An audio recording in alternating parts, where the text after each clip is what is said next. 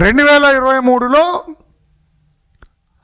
స్వామివారి పరకామణిలో ఒక వ్యక్తి, అతని పేరు కూడా రవికుమార్, పెద్ద జిఎం గారు మఠం నుంచి వస్తాడు అతను. ఈ కౌంటింగ్ జరిగేటప్పుడు పరకామణిలో అతను దాదాపు 100 కోట్ల రూపాయలు, 100 కోట్లండి కొట్టేశాడు. అతను కొట్టేసి ఆస్తులు కొనుక్కున్నాడు. ఇదన్నా తర్వాత ఒక వ్యక్తి ఇతను అనుమానించి, ఇతను మాట్లాడటానికి కూడా చాలా కొంచెం జుగుప్సాకరంగా ఉంది మాట్లాడటానికి, అవి శరీరంలోనే ఒక చోట కింద నుంచి ఆ డాలర్స్ దాచుకొని వెళ్ళారని అంటారు. How far it is true investigating అధికారి చెప్పాలి, మనం చెప్పలేము. అది దీని మీద తర్జన భర్జనలు పడిన తర్వాత, ఇది బయటకు వచ్చిన తర్వాత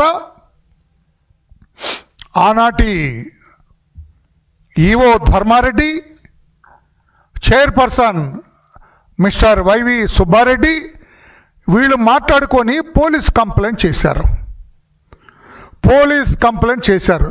కొంచెం జాగ్రత్తగా వినాలి సార్, ఇక్కడ ఇది ఇంతవరకు రానిది. ఇది police they have immediately registered A case. దర్యాప్తు చేయటం కోసం కేసు రిజిస్టర్ చేశారు.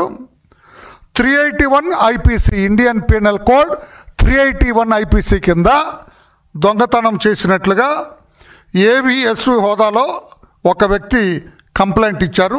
దాన్ని రిజిస్టర్ చేసి పోలీసులు దర్యాప్తు చేశారు.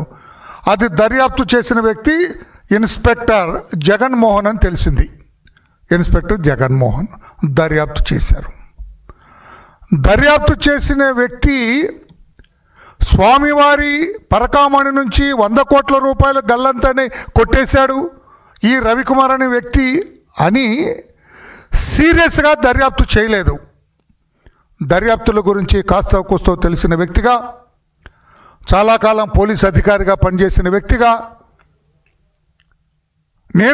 నేను దర్యాప్తు అతను ఆషామాషిగా ఆ సర్కిల్ ఇన్స్పెక్టర్ ఎవరికైతే కంప్లైంట్ చేశారో టీటీడీ దేవస్థానం, ఆ దర్యాప్తు జస్ట్ లైక్ దట్ చేశాడు, ఆషామాషగా చేశారు. స్వామివారు ఏడుకొండల స్వామి, ఆపద మొక్కులవాడు, ప్రపంచవ్యాప్తంగా పెద్ద ఆధ్యాత్మిక దేవస్థానం, వారు కంప్లైంట్ ఇస్తే దట్ ఇన్స్పెక్టర్ ఆషామాషిగా దర్యాప్తు చేశాడు. సరైన రీతిలో దర్యాప్తు చేయలేదు. ఈ విషయాలు అప్పుడు పెద్దగా వెలుగులోకి రాలేదు. ఎందుకంటే ముఖ్యమంత్రిగా ఉన్న వ్యక్తి, టీటీడీ చైర్పర్సన్గా ఉన్న వ్యక్తి సుబ్బారెడ్డి గారు, ధర్మారెడ్డి గారు, వీళ్ళందరూ కలిసి దీన్ని బయటికి పొక్కకుండా ఎక్కువ ప్రచారం, ఇట్లా దొంగతనం జరిగింది పరకామణిలో 100 కోట్లు కొట్టేశాడు. అది 100 అవ్వచ్చు, 1500 అవ్వచ్చు, 1000 అవ్వచ్చు, లెక్కే ఉంది. స్వామివారు చెప్పలేరు కదా, నా డబ్బు ఇంత కొట్టేశాడు రవికుమార్ అని స్వామివారు పలకలేరు కదా, అక్కడ చెప్పలేరు కదా. ఎవరు చెప్పాలి? దర్యాప్తు చేస్తున్న అధికారి చెప్పాలి. ఈ పరకామణిలోంచి ఈ రవి అనే వెధవ ఇన్ని కోట్ల రూపాయల స్వామివారి సొమ్ము కైంకర్యం చేశాడు, దొంగతనంగా చేశాడని చెప్పాలి. వీడి దొంగతనానికి ఎవరిదైనా మద్దతు ఉందా? ధర్మారెడ్డి ఈవోగా మద్దతు ఉందా? ఇంకెవరైనా అధికారులు మద్దతు ఉందా?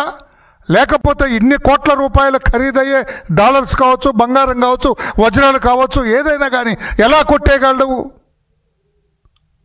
పై అధికారులు, పై స్థాయి ఉన్నత స్థాయి అధికారుల